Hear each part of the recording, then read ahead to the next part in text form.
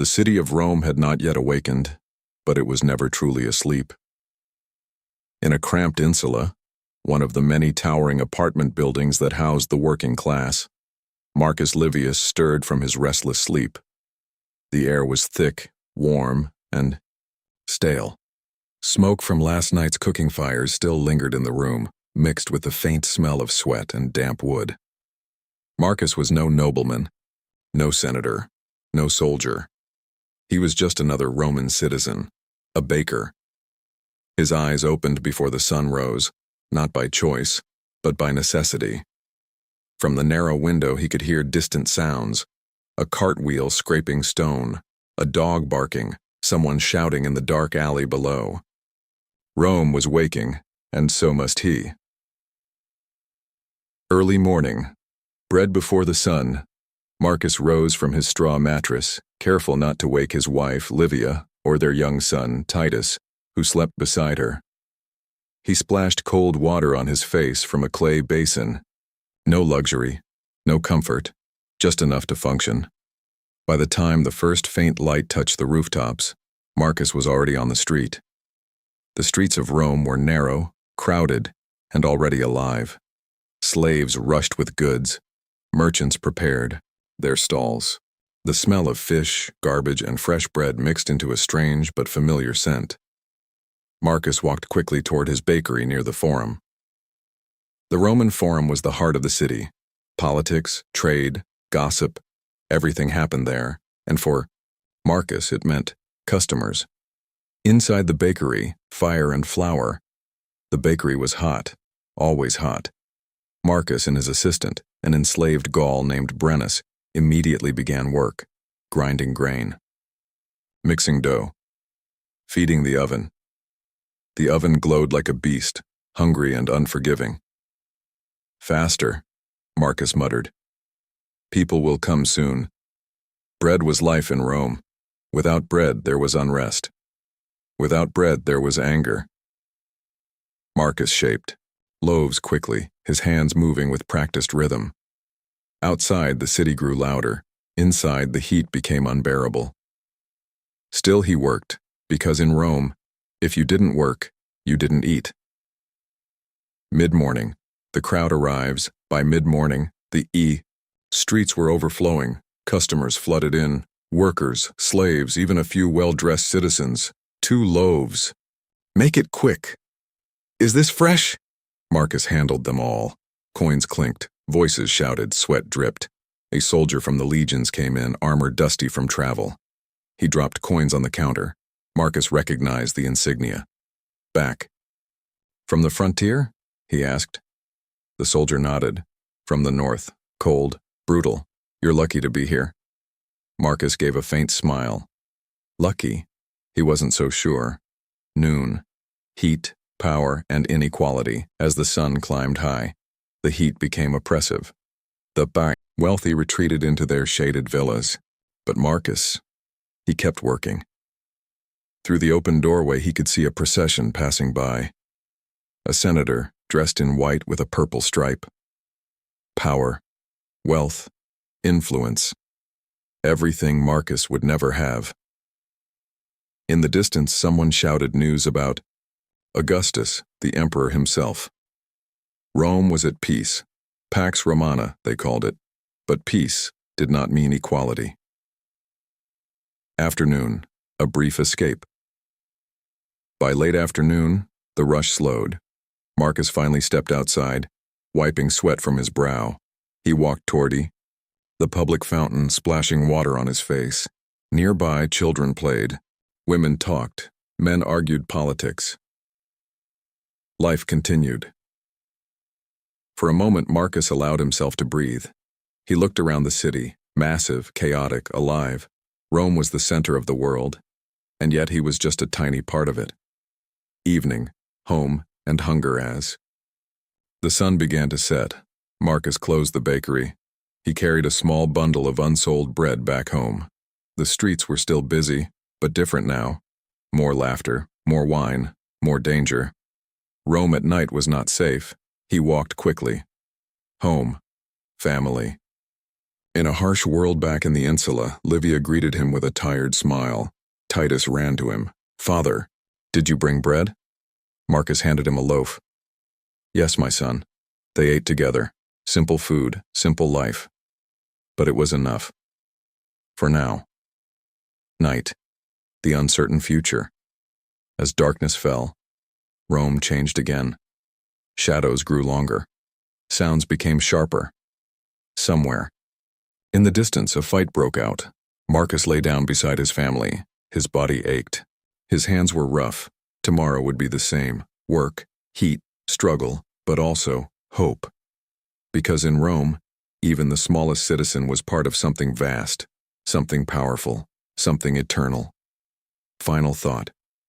Marcus closed his eyes. Outside, the city never stopped. And somewhere beyond the noise and chaos, the empire continued to expand, grow, and shape history. He was just a baker, but his life was Rome itself. The streets of Rome were no longer the same. Daylight Rome was loud, busy, and full of trade. But night belonged to shadows. Marcus lay on his thin bedding, staring at the cracked ceiling of the insula. The building creaked with every movement, like it could collapse at any moment. From outside, voices echoed, drunken laughter, angry shouts, the distant clash of metal. Livia whispered, "Did you hear that?" Marcus didn't reply immediately. He had heard. Everyone heard. The danger of fire. In Rome, the greatest fear at night was not thieves, it was fire. The insula buildings were made of wood, packed tightly together. One spark, just one, and an entire neighborhood could turn into ash. Marcus sat up suddenly. He sniffed the air. Smoke? For a moment, his heart pounded. But no. Just someone cooking late. Still, he couldn't relax. Because in Rome, fire didn't warn you, it consumed you. Midnight. The streets below, unable to sleep, Marcus quietly stood and moved toward the window. Below, the alley was alive. A group of men argued loudly, likely gamblers or drunk laborers. One shoved another. A knife flashed. Briefly in the dim torchlight, Marcus stepped back. Violence was common. The law? It existed, but not always where people needed it. Somewhere farther away, a patrol passed, Roman guards maintaining order. But Rome was too big, too chaotic, too human. A whisper of empire. From another building, a voice spoke softly, almost like a secret. "They say the Emperor Augustus is expanding the empire again. More land, more taxes," another voice replied. Marcus listened in silence. The empire was growing, always growing. But for men like him, growth often meant one thing: more pressure, more cost, more struggle. Before dawn, the city never sleeps eventually. Exhaustion pulled Marcus back to his bed, but sleep was shallow, short, and before he knew it, Rome began to wake again. A new day begins. Routine never ends. The first sound came before the sun, a cart rolling over stone, a donkey braying, someone shouting orders. Marcus opened his eyes. Again. Another day, same life, same struggle. Morning, again, the grind continues. Back on the streets, Marcus noticed something unusual. A crowd. Near the Roman Forum, people gathered, whispering. Curious, Marcus moved closer. Public punishment. Power on display. At the center stood a man, bound, bruised, a criminal, or at least someone the state had declared guilty. A magistrate read out his crimes: stealing grain. The punishment? Public beating. Marcus felt a chill. Bread. Even stealing bread could cost a man everything. The guards struck him, again. The crowd watched, some silently, some with interest, some with fear. Because this wasn't just punishment, it was a message. Back to work. Survival over sympathy. Marcus turned away. He couldn't afford to feel too much. In Rome, survival came first. Back at the bakery, Brennus was already working. "You're late," the Gaul said quietly. Marcus nodded. Something happened in the forum, but there was no time to explain. The oven was already hot. Customers would come soon. Life didn't stop. Midday, a visit from authority. Later that day, something unexpected happened. A man entered the bakery, not a regular customer, well-dressed. Clean, serious, a tax collector. Marcus felt his stomach tighten. The man spoke calmly. "You owe grain tax for this month." Marcus frowned. "I paid last week." The man smiled slightly. "There has been an increase." Of course there had. Marcus clenched his jaw. Arguing was dangerous. Refusing, even worse. Slowly, he handed over the coins. Another piece of his hard work. Gone. Afternoon heat. Breaking point. The heat was unbearable. Sweat soaked Marcus's tunic. The oven roared like a monster. Brennus suddenly stopped working. "I can't do this anymore," he muttered. Marcus looked at him. "You don't have a choice." Brennus laughed bitterly. "Neither do you." For a moment, silence. Because it was true, slave or citizen, freedom or not, they were both trapped. A glimpse of luxury later, Marcus delivered bread to a wealthy home, a villa, cool air, clean floors, marble walls. Servants moved quietly. Food, more than enough. Marcus stood there holding the basket. This was also Rome, a completely different world.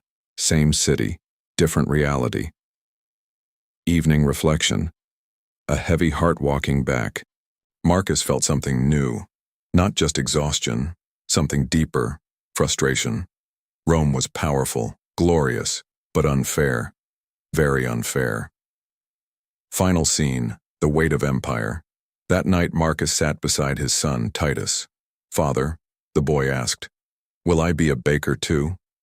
Marcus paused. He looked at his son, young, hopeful, then at his own hands, burned, rough, tired.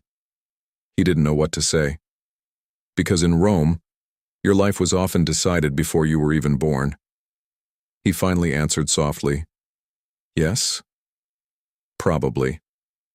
Closing. Line outside, the vast machine of the Roman Empire kept moving. Unstoppable.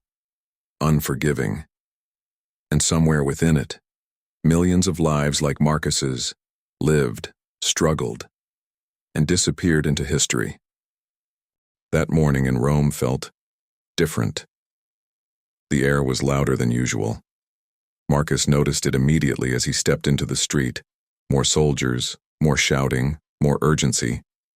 Something was happening. And in Rome, when something big happened, it affected everyone. Rumors spread like fire. By the time Marcus reached near the Roman Forum, the crowd was already forming again. People whispered, "Games are being held today. Gladiators. Special event." Marcus frowned. Games on a weekday? That meant one thing. Someone important wanted attention or distraction. The arena call's Brennus approached him later, eyes intense. "You hear about the games?" he said. Marcus nodded. "Everyone has." Brennus leaned closer. "I want to go." Marcus stared at him. "You're a slave. You don't go anywhere." Brennus smirked slightly. "Not as a spectator." A pause. Then, "I want to fight." A dangerous dream. Marcus felt a chill run through his body. "You're serious?" Brennus nodded. "Win a few fights. Maybe I earn freedom." It wasn't impossible. Some gladiators did earn freedom. But most, they died, slowly, violently, publicly. Marcus shook his head. "That's not a path. That's a gamble with death," Brennus replied quietly. "Better than living without a choice." Midday, the arena. The noise could be heard across the city. The crowd roared like thunder. Marcus tried to ignore it, tried to focus on the bakery, but curiosity, and something deeper, pulled him in. Finally, he gave in. Inside the arena, Rome's dark heart. The arena was massive. Crowds packed every seat, rich, poor, citizens, slaves, all equal in one thing. They came to watch blood. Marcus pushed through the crowd. The sand below was already stained red. Fight had just ended. A body lay motionless. The crowd cheered. Marcus felt sick. The reality of power, a man stood in a high seat, watching calmly, a noble, perhaps even connected to Augustus himself. For them, this was entertainment. For the fighters, it was life or death. A familiar face, then Marcus froze. The next fighter entered the arena, bare chest, scarred skin, determined, eyes. Brennus, shock and silence. Marcus's heart dropped. No, he whispered. But it was too late. Brennus stood across from a heavily armed opponent. The crowd roared, weapons were raised, and the fight began. The fight, survival instinct. Brennus moved fast, not trained, but desperate. His opponent swung hard. Brennus barely dodged. Sand flew. Blood splashed. The crowd screamed. Marcus couldn't look away, because this wasn't just a fight, this was someone he knew. The turning moment. The opponent struck. Brennus fell. The crowd rose to its feet. This was it. End.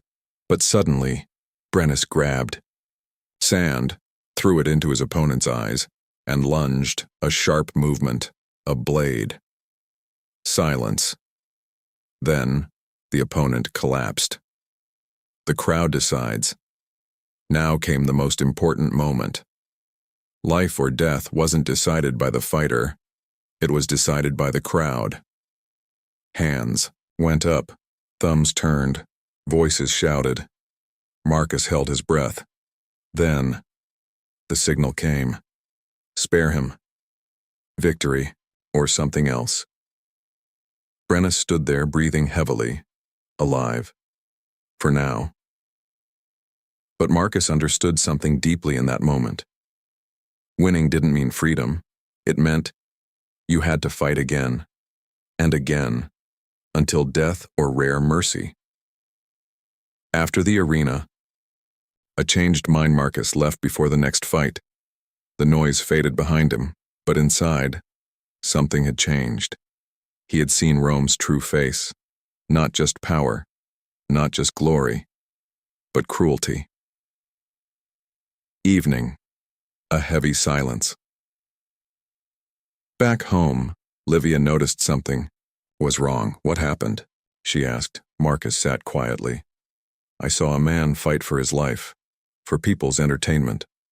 Livia said nothing, because in Rome, that was normal, a new fear. That night, Marcus looked at his son again. Titus was playing, laughing, innocent. And, for the first time, Marcus felt real fear, not of hunger, not of taxes, but of the future. Final scene. Fate tightens its grip somewhere in the city. Brennus sat in a dark cell, alive, but not free, somewhere else. Nobles planned more games, more blood, more distraction, and in the vast system of the Roman Empire, everything continued. Closing line. Marcus lay down that night, unable to sleep, because now he understood, in Rome, you didn't choose your fate. Fate chose you. That night in Rome felt unusually hot, too hot. Marcus woke suddenly. A strange glow flickered across the wall. Then, a scream. Fire! Fire! His heart stopped. Chaos. Erupts within seconds, the insula exploded into panic. People rushed through. Narrow corridors. Children cried, men shouted, smoke filled the air. Marcus grabbed Titus immediately. Livia, wake up! Flames were already climbing the wooden beams. The building was burning. The race for survival. There was no time, no plan, no order, just survival. Marcus pushed through the crowd, holding his son tightly. Livia followed, coughing, struggling to breathe. The staircase was packed. People pushed, fell, screamed. Someone slipped and disappeared beneath the crowd. No one stopped. No one could. The heat of death. The fire spread faster than anything Marcus had ever seen. Walls cracked. Wood snapped. The air burned. His lungs, Titus cried. "Father, I can't breathe." Marcus held him tighter. "Just a little more. Just a little more. Escape. At a cost." They reached the street. Fresh air. But behind them, the building collapsed. A thunderous crash. Sparks flew into the sky. People stood in shock. Some cried. Some screamed names that would never answer. Marcus turned. Everything he had, gone. Morning after, nothing left. At sunrise, Rome looked different. Ash covered the streets. Smoke still rose from the ruins. Marcus stood silently. His home was gone. His tools, his savings, his life, all reduced to dust. No help, no mercy. A few officials passed by. They observed, noted, moved on. No aid, no rescue, because in the Roman Empire, if you were poor, you rebuilt, or you suffered. Desperation grows. By midday, hunger hit. Marcus had no bakery, no income, no plan. Livia looked at him, fear in her eyes. What do we do now? Marcus had no answer. A dangerous offer. Later that day, a man approached him, well-dressed, sharp eyes. "I heard you lost everything," he said calmly. Marcus nodded. The man continued. "I can help you." Marcus frowned. "Why?" The man smiled slightly. "Because I need people like you." The choice, the offer was simple. Work for them. Do what they ask. Earn money. Survive. But Marcus understood this wasn't normal work. This was something darker. Possibly illegal. Possibly dangerous. Meanwhile, the arena continues across the city. Brennus stood again in the arena, alive, but changed. More brutal, more focused, less human. Each fight made him stronger, but also closer to death. Two paths. Same fate Marcus and Brennus. Different lives, different choices, but both trapped, one by poverty, one by violence, both controlled by the same system. Evening. The breaking point. Marcus sat with his family. No home, no food, no future. Titus whispered, "Father, are we going to be okay?" Marcus closed his eyes. This time, he couldn't lie. The decision. That night, Marcus found the man again. "I'll do it," he said quietly. The man nodded. "Good. Then your new life begins tomorrow." Final scene. The fall Marcus walked through the dark streets of Rome. No longer just a baker, no longer just a citizen. Now, something else, something uncertain, something dangerous. Closing line. In the vast machine of the Roman Empire, fire didn't just burn homes. It changed destinies. Forever. The next morning in Rome did not feel like a new beginning. For Marcus, it felt like the end of everything he once was. The man who had approached him the night before waited near the ruins of the burned insula. "Come," he said simply. Marcus didn't ask questions, because hunger had already answered them. Into the underworld of Rome. They walked through narrow streets, far from the busy center, away from the Roman Forum. Here, Rome changed. Less law, more shadows, more whispers. They entered a dimly lit storage building. Inside, crates, sacks, men with hard eyes. The man turned. "My name is Cassius." Marcus stayed silent. Cassius continued. "We move goods, grain, wine, sometimes things that avoid tax." Marcus understood immediately. Smuggling, illegal trade, dangerous, but profitable. The first task, Cassius handed Marcus a small sealed bag. "Deliver this." No questions, no delays. Marcus hesitated. "What's inside?" Cassius smiled faintly. "That's why you're perfect. You don't need to know." Fear versus survival. As Marcus walked through the streets again, the weight of the bag felt heavier than it should. Not because of what was inside, but because of what it meant. This was the line. Once crossed, there was no going back.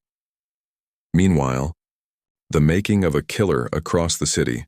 Brennus was no longer just a man. He was becoming something else. Inside a gladiator training ground, his body was pushed beyond limits. Pain, blood, endless repetition. His trainer shouted, "You hesitate, you die." Brennus didn't hesitate anymore. Because he had learned, mercy had no place in the arena. Marcus returns. Home, Marcus completed the delivery. No trouble, no questions. When he returned, Cassius handed him coins, more than he would earn in days at Yo. The bakery, Marcus stared at them. This was power, fast, dangerous, addictive, Livia's realization. That night Livia noticed immediately. This money, where did it come from? Marcus avoided her eyes. Work. She stepped closer. What kind of work? Silence. That was enough. Her face changed. You're risking everything, Marcus replied quietly. I'm saving us. The divide begins that night for the first time. There was distance between them, not physical, but something deeper. Trust. The arena.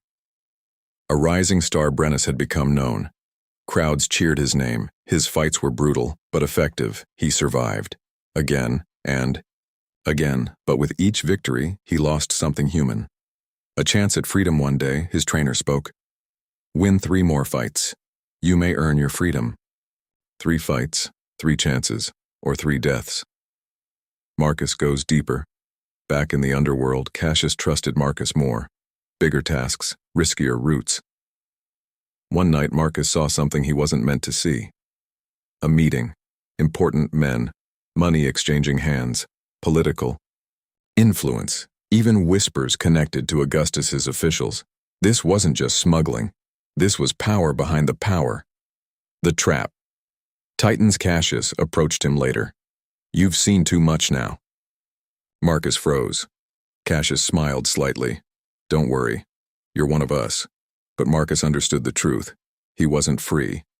He was trapped. Climax builds, 2 fates. Collide days later, an announcement spread across Rome, a grand event. Special, games, massive crowd. Brennus would fight again, possibly his final chance. Marcus in the arena. Again Marcus went, not for entertainment, but because something pulled him, maybe fate, maybe fear. The final fight. The arena roared louder than ever. Brennus entered, stronger, faster, deadlier, his opponent, a champion, massive, experienced. The fight began. Brutality beyond words, steel clashed, blood spilled. The crowd screamed.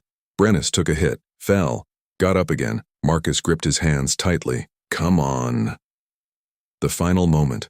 Both fighters were exhausted. One mistake would decide everything.